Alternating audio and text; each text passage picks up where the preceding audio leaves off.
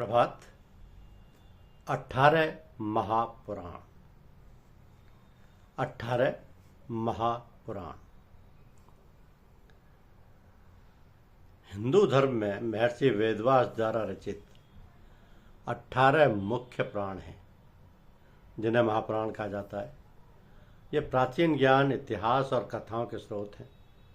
सात्विक यानी विष्णु, राजस यानी ब्रह्मा और तामस यानी शिव श्रेणियों में विभाजित ये ग्रंथ भारतीय संस्कृति का आधार हैं।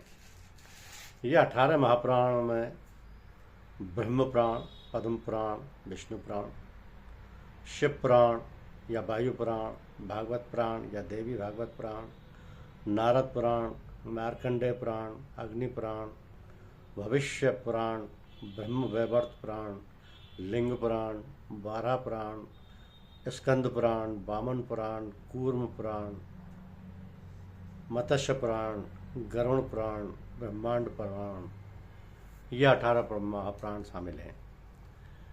स्कंद पुराण सबसे विशाल है। इनमें जीवन, दर्शन, भूगोल, खगोल, विज्ञान और नैतिक शिक्षाएं समाहित हैं। ये 18 के 18 पुराण हिंदू धर्म से संबंधित हैं, जिनका जो बहुतायत से उपलब्ध हैं, जिनको कभी भी खरीदा जा सकता है, लिया जा सकता है, पढ़ा जा सकता है। क्योंकि सनातन धर्म दुनिया के सबसे प्राचीन धर्म, दुनिया का सबसे प्राचीन धर्म माना जाता है। आज इसे हिंदू धर्म के नाम से भी जाना जाता है और साथ ही सनातन धर्म के 18 पुराणों का ज्ञान भी मिलता है। हिंदू धर्म में 18 पुराणों का ज्ञान भी मिलता है। यही वो 18 महापुराण हैं जो कि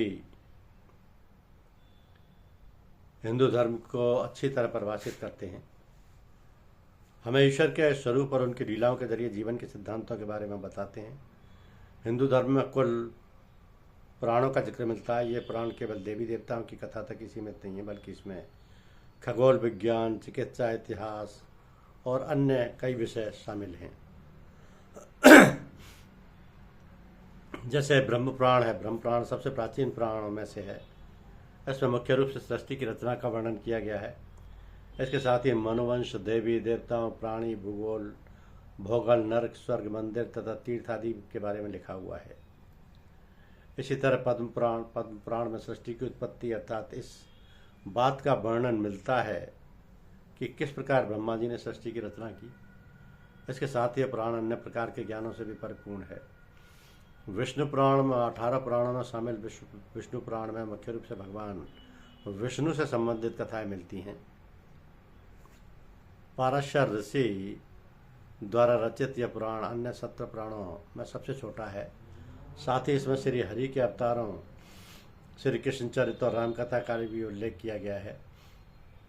शिव पुराण में भगवान शिव के अवतार और उनकी महिमा का वर्णन मिलता है। इस पुराण में भगवान शिव के विविध रूपों, अवतारों, ज्योतिर्लिंग आदि का वर्णन किया गया है। भागवत पुराण में भगवान विष्णु के सभी अवतारों की संपूर्ण कथा मिलती है। इसके साथ ही इस पुराण में भक्ति योग का भी विस्तार है। नारद पुराण को महापुराण भी कहा जाता है, क्योंकि इसमें सभी 18 पुराणों का सार दिया गया है। नारद पुराण में शिक्षा, कल्प, व्याकरण, ज्योतिष आदि का वर्णन किया गया है। मार्कंडेय पुराण को प्राचीनतम पुराण माना गया है। इसमें सभी वैदिक देवताओं, इंद्र, अग्नि और सूर्य सहित अन्य का भी उल्लेख किया गया है। अग्नि पुराण, इस पुराण के प्रवक्ता अग्नि और श्रोता वशिष्ठ हैं। इस पुराण में वशिष्ठ विष्णु के अवतारों सहित शिवलिंग, दुर्गा, गणेश, सूर्य, प्राण प्रतिष्ठा आदि का वर्णन मिलता है।